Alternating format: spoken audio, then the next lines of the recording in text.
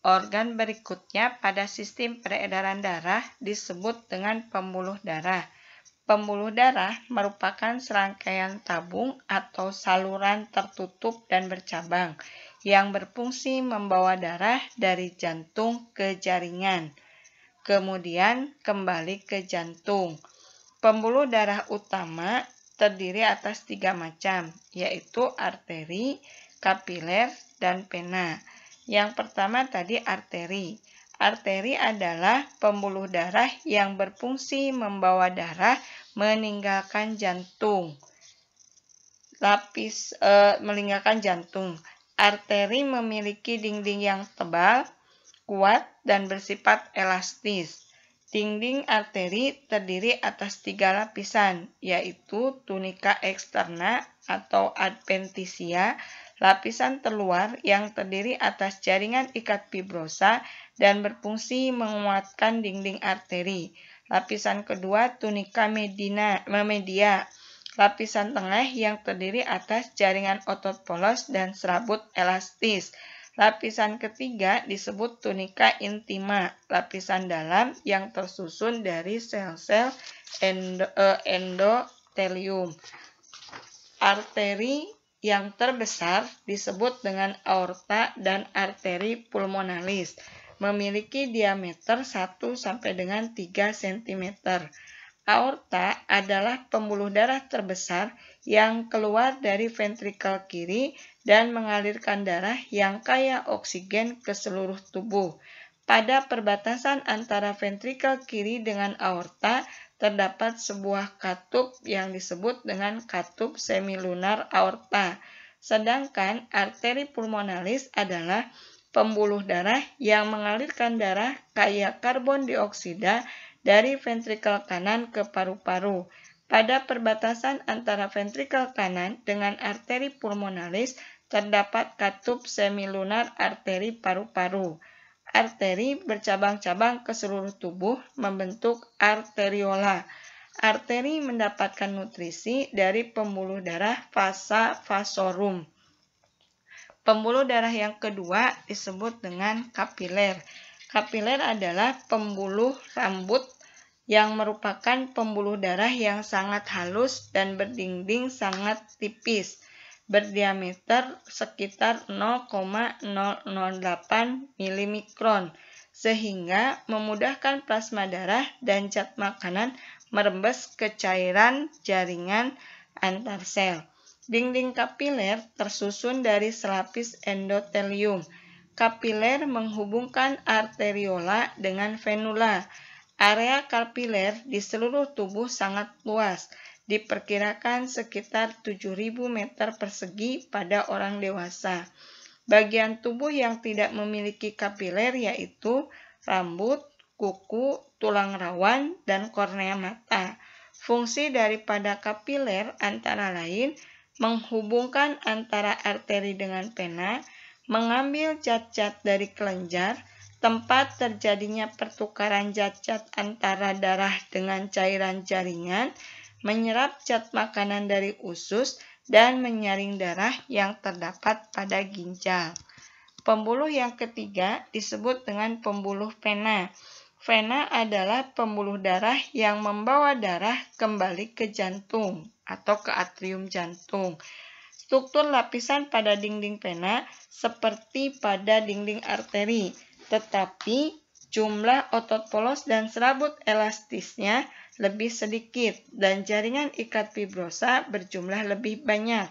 Vena memiliki dinding yang tipis dan dapat menampung 75% total darah, mengembalikan darah ke jantung dengan tekanan yang sangat rendah, serta memiliki katup-katup seperti kelopak yang muncul dari dalam.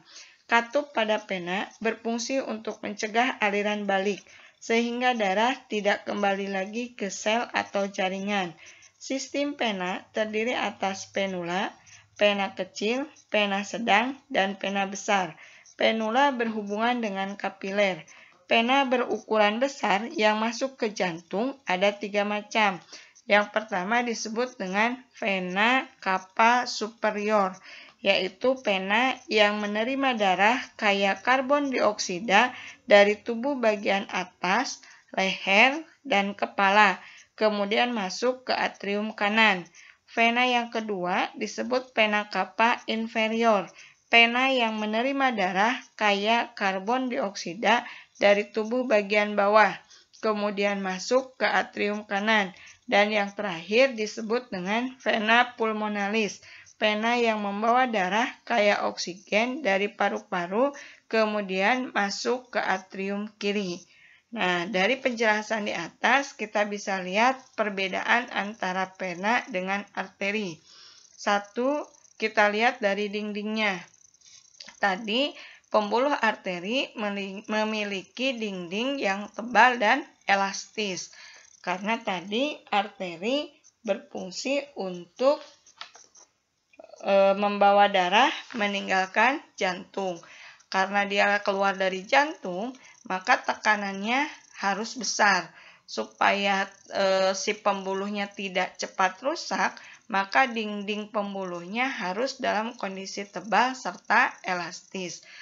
Nah, kalau pena, karena pena ini berfungsi untuk membawa darah kembali ke jantung, maka pena ini tadi tekanannya kecil sehingga dinding pada pena itu lebih tipis dan bersifat kurang elastis. Kemudian yang kedua, jumlah dan letak katup. Pada arteri, jumlah katupnya 1 dan terdapat pada awal keluar dari jantung. Pada pena, jumlah katupnya banyak dan terdapat di sepanjang pembuluh yang mengarah ke jantung. Kemudian yang ketiga, darah. Pada arteri, darahnya kaya oksigen, kecuali arteri pulmonalis. Sedangkan pada pena, darahnya banyak mengandung karbon dioksida, kecuali pena pulmonalis. Kemudian dilihat dari arah aliran, arteri itu arah alirannya meninggalkan jantung, sedangkan pena arah alirannya menuju ke jantung. Yang kelima, dilihat dari tekanannya. Arteri tekanannya sangat kuat. Kemudian untuk pena tekanannya lemah. Nah, dari letaknya, arteri itu terletak di bagian dalam tubuh. Kemudian kalau pena berada di dekat permukaan tubuh. Nah, karena tadi tekanannya di arteri itu kuat, maka jika arteri ini terpotong, darah akan memancar secara kuat. Artinya, kalau si arteri kita terluka, maka akan keluar darah secara cepat dan banyak. Sedangkan kalau pena yang terpotong, maka darah akan keluar dengan cara menetes. Nah, orang-orang yang melakukan perbuatan bunuh diri sampai dia meninggal, itu terjadi karena dia memotong bagian pembuluh arteri. Dan pembuluh arteri ini terletak di bagian dalam tubuh. Sehingga untuk merasakan pembuluh arteri, kita harus sedikit lebih menekan bagian permukaan kulit kita. Sementara untuk pena, dia itu letaknya dekat di permukaan tubuh. Jadi biasanya terlihat jelas dari kulit tubuh kita.